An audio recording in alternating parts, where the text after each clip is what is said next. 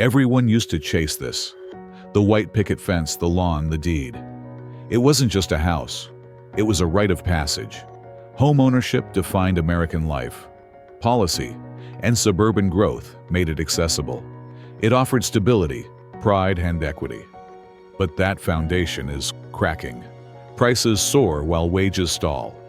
What felt automatic now feels exclusive, and few are asking why it's fading.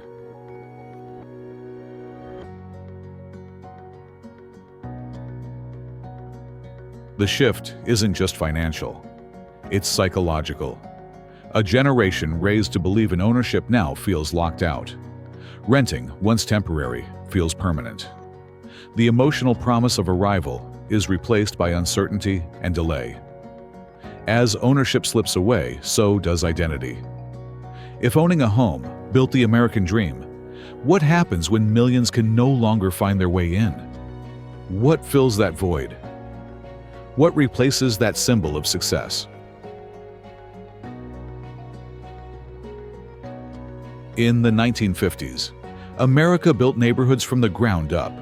Levittowns exploded with promise, cheap land, government backing, and a booming middle class. Banks lent easily. Builders mass-produced. Families moved in, raised kids, and passed homes down. It wasn't luxury. It was life.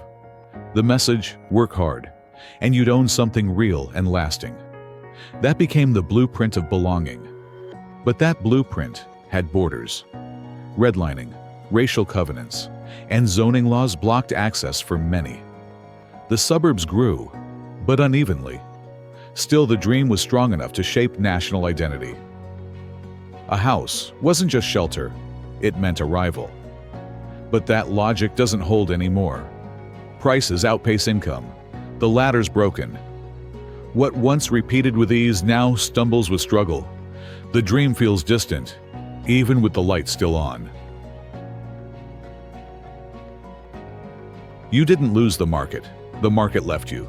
For decades, housing shifted from family dream to financial product. Wages froze while values soared. The 2008 crash wiped out equity and trust. But investors didn't flinch.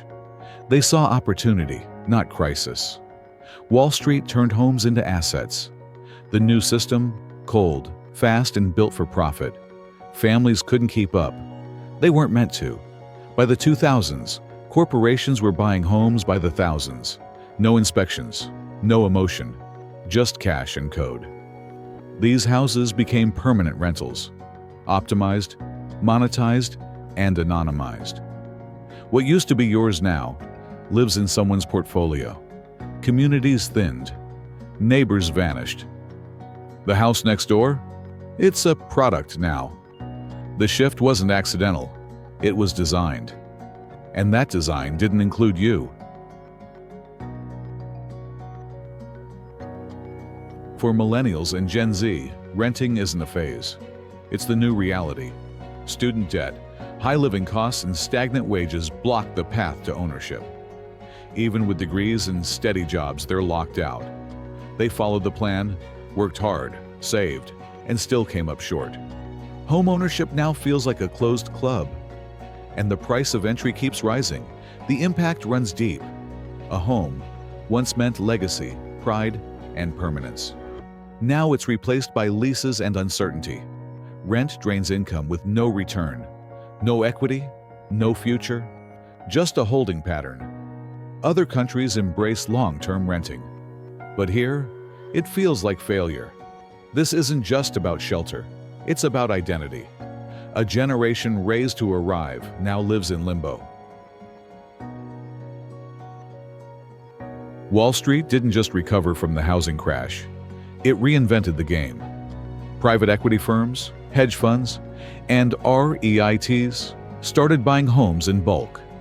No inspections, no mortgages, just data. Homes became numbers. Streets turned into portfolios. What used to be a family's biggest dream became an investment product optimized for return, not community.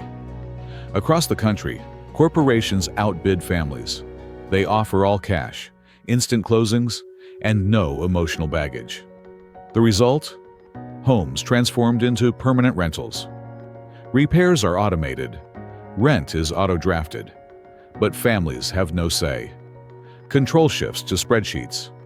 And as investor ownership grows, neighborhoods feel less like communities, more like assets, owned, managed, and monetized by someone far away. Renting is sold as freedom. No roots, no responsibility. But for millions, it's not a choice. It's the only option. Down payments are out of reach. Credit standards are stricter, and interest rates keep climbing. Even solid earners find themselves boxed out. What sounds like flexibility is often just exclusion in disguise. Behind that illusion is a trap. Rent goes up, leases renew, but nothing builds. No equity, no return. You move in, pay your share, and move on. There's no room for ownership, not of property, not of future plans. It's a cycle that feels like motion, but goes nowhere. And for a generation stuck in place, the idea of owning anything, even time, starts to fade. The old dream had a driveway. The new one fits in a backpack. For younger generations, success is no longer tied to a deed or white picket fence. Instead, it's about movement, flexibility, and control on their own terms. They're working gigs, renting long-term, and living small, not by choice, but by necessity. Yet, even in this shift, something's missing. Ownership wasn't just about space, it was about security, pride, and belonging. Renting can offer freedom, but it lacks permanence. There's no equity, no inheritance, no place to truly settle. The American dream didn't disappear. It got rebranded. And for many, it now means surviving without settling, hustling without arriving. Across America, quiet revolutions are forming. Community land trusts, co-ownership programs, and shared equity models are pushing back against investor control. In some cities, zoning laws are being rewritten. In others, neighbors are pooling resources to buy homes before corporations can. These aren't national headlines. They're block-by-block solutions. Because owning a home was never just about real estate. It was about roots, legacy, and control over your future. People still want that, and some are refusing to give up the fight. They're not waiting for the market to fix itself. They're building new systems.